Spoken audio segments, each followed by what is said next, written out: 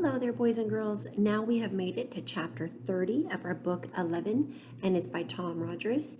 And we are now getting to the point of the story where Alex has to decide, is he going to take the dog back so he can make things right with his dad? Because in his mind, he's thinking that's how he can set things right to keep his dad safe. All right, let's begin. Chapter 30 is called Dead End. Oh my goodness, with a title like that, I wonder what it's going to be about. Let's find out. Chapter 30, Dead End, 3:10 p.m. Alex's misdeeds flipped through his head like a slideshow as he thought about everything he'd done wrong that day. How he'd broken his promise to go straight home, how he'd disobeyed his parents and picked up a dog, how he'd been messing around in the park and lost track of Nunu. Now he'd lied to his mother. And worst of all, how 3 words spoken in anger had put his father in danger. He had to find Radar's home. It was the only way to set things right. Radar dropped a stick at Alex's feet and jumped back in a crouch, ready for a game of fetch. He was still the same happy dog. He didn't know that Alex was about to give him away. Alex felt his ears go red as he flushed with shame. He threw the stick, but it felt like a lie. "Alex, how come we're not in school today?" "'Cause we got off early." Alex wished Nunu would stop asking him questions he was afraid to answer. Is Daddy coming home early? He didn't want to lie to her. He couldn't tell her the truth. "Sure," he nodded. "Yay!" It was the tiniest cheer ever, simple and sweet. Alex hoped he could make his promise come true. "Why are we stopping?" Alex stared up at the street sign. His feet felt heavy and huge like blocks of concrete. "What does it say?" Nunu had followed Alex's gaze and was staring up at the street sign on the corner. "Van Orton," he mumbled. "What's that mean?" Alex looked down the street of simple little frame houses, not so different from his own. He pulled out the piece of paper where the vet had written down Radar's address. He stared at it a long time. 417, Nunu read. "What's that?" 417 Van Orton Street. It's Radar's home. Nunu frowned. "I thought he was going home with us." Radar pushed his big head against Alex's thigh. "He's your birthday dog." Alex shook his head. "I have to make it right, I have to." His view of the street turned blurry and wet. He blinked his vision clear and looked at Radar. The dog stared up at him with sad eyes. His tail hung low. One ear was folded back and plastered to a sticky corner of the bandage on his head. Alex knelt down beside him, gently peeled his ear free, and pressed the bandage back into place. Then he threw his arms around the dog and pulled him close. "I love you, boy," Alex whispered. Radar licked Alex's cheek, wiping away the salty tears. Nunu knelt down and hugged Radar too. Finally, Alex stood up. "Come on." He waved at Radar to follow his gruff voice. "Let's take you home." He lifted his heavy feet and forced himself to start down the street. Radar didn't move. "Radar, let's go." Radar sat down. "I have to take you home, that's the deal, let's go." Radar lay down flat on the concrete.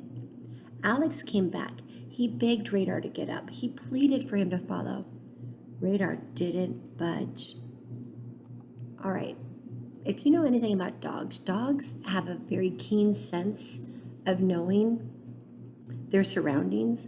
And so I'm pretty sure Radar knows what street he's on. And he knows that this must be the home or his street home. And, but he's not wanting to go down the street. So we can make some inferences and maybe wonder, why would he be afraid to go down the street?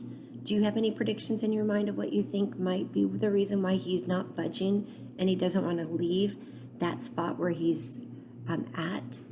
Let's find out. Alex had to get the dog home. That was the deal.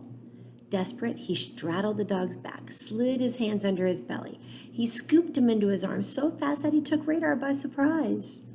The dog was suddenly airborne, held aloft, paws sticking out. Alex pulled him tight against his chest while Radar kicked at the air in front of them. "Stop fighting me," Alex commanded as he staggered forward. The dog did not want to go down the street. Nunu walked slowly ahead, sadly reading off the addresses. 411, 413, 415. With Radar's back against his face, Alex couldn't see where he was going. He twisted his head so he could spot the curb beside them and then followed the sound of Nunu's voice. The closer they got, the harder Radar fought. It was the second time Alex had to carry Radar today. His arms quivered from exhaustion, but he held on tight. 417, said Nunu. Radar gave a sudden lunge. He arched his back, twisted free, and landed on all fours. "Radar!" Alex expected him to hit the ground running. Instead, Radar circled around Alex and hid behind his legs. Okay, now I'm starting to wonder, was Radar abused in this home? Because why in the world would he be so afraid to go to this spot, right where his house is at, hiding behind Alex, like he needed to feel safer? Let's find out.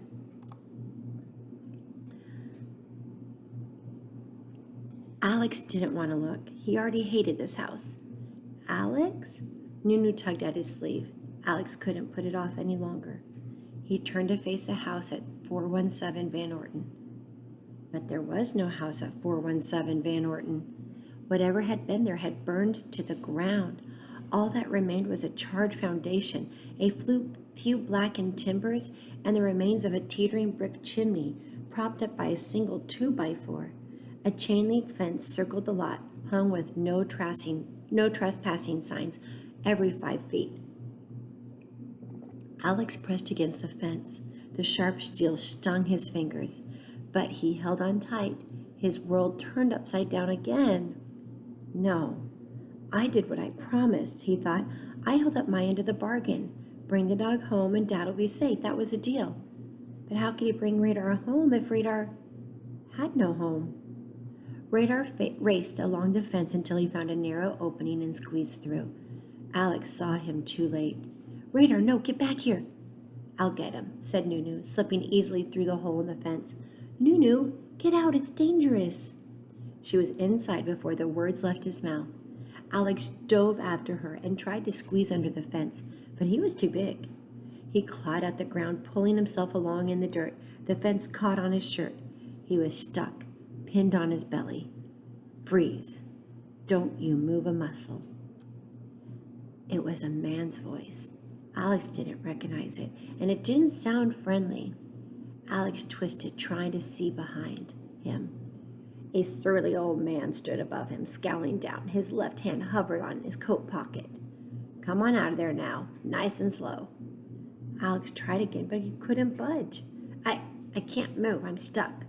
"Good. That'll make it easier for the cops." No, wait. It's not my fault." "I'm sick and tired of you young people always coming around to trash this place. And on a day like this, can't you show any respect?" "I'm just trying to." "How many more of you are there?" Alex started to answer and then realized if the man had to ask, he hadn't seen Nunu. Just me. I'm the only one." Alex hoped it sounded convincing. And then Radar barked. The old man looked up as the dog came bounding over with Nunu at his heels. The man's expression changed completely. Is that Radar?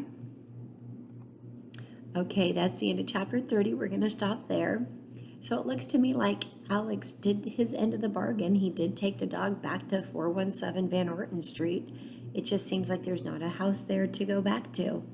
But this old man, who must live nearby, did recognize Radar. So maybe he might have some answers to the story of why did this house burn down and who does Radar really belong to. All right, we'll pick up tomorrow. Have a great day. Bye-bye.